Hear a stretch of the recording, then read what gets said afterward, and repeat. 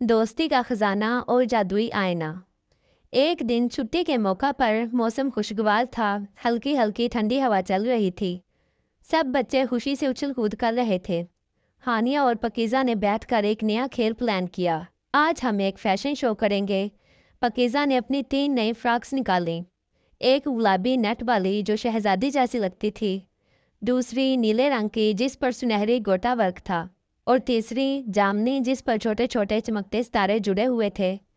हानिया ने भी फौरन अपना मेकअप बॉक्स निकाला, जिसमें खुशबू वाला लिप ग्लॉस, चमकीली नेल पॉलिश, रंग बिरंगे बालों के क्लिप्स और थोड़ा सा बचपन वाला पर्पल ब्लश ऑन था। जल्द ही सब बच्चे तैयार हो रहे थे। शियान को लिप ग्लॉस लगवाने का बहुत शौक था। अरहम ने नीली कलियों वाली कैप पहनकर सबको हंसाया। दानिश ने सबको लाइन में खड़ा करके जज बनने की कोशिश की, और हुज़ैफ़ा ने मोबाइल उठाकर वीडियो बनाने का ड्रामा शुरू कर दिया। इसी दौरान हुज़ैफ़ा ने अचानक शोर मचाया, अरे ये देखो, अलमारी के पीछे क्या है। सब ने लपक कर देखा। एक बड़ा खूबसूरत पुराना आईना, जिसका फ्रेम चमकीली लकड़ी से बना था और इस पर हल्के हल्के जवाहरात जुड़े हुए थे।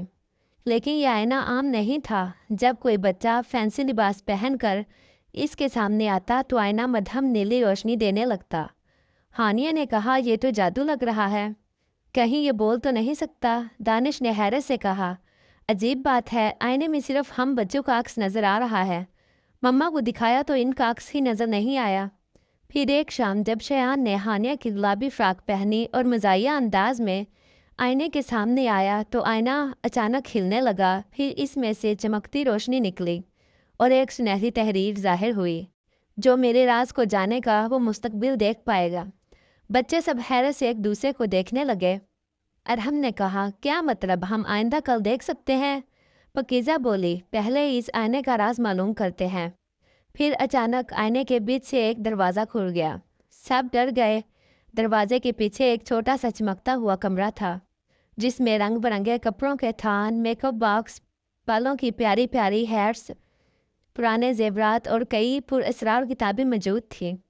कमरे के बीचों बीच एक खूबसूरत मेज़ पर एक पुरानी भारी किताब रखी थी।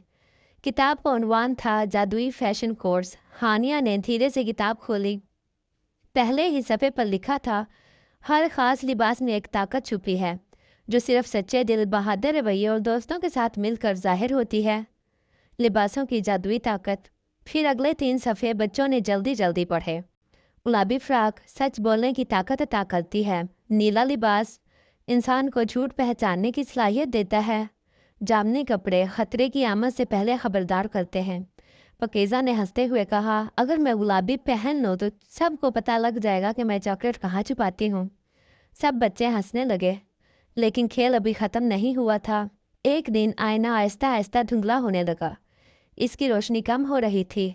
किताब के आखिर में लिखा था, अगर आईने का राज किसी गलत दिल को मालूम हो गया तो जादू हमेशा के लिए ख़त्म हो जाएगा। बच्चों ने मिलकर फैसला किया कि वो इस आईने को राज ही रखेंगे। उन्होंने एक पर्दे के पीछे इस जादुई आईने को छुपा दिया और इस पर एक कागज़ चिपका दिया, दोस्ती का ख़जाना सिर्फ दिल वालों के लिए। हानिया, पकीज़ा, हुज़ैफ़ा, अरहम, शयान और दानिश ने सीखा कि सच्चाई, दोस्ती और हंसी मजाक सिर्फ दिल बहलाने के लिए नहीं होता, बल्कि ज़िंदगी के सबसे बड़े बड़े राजों को समझने की कुंजी भी है।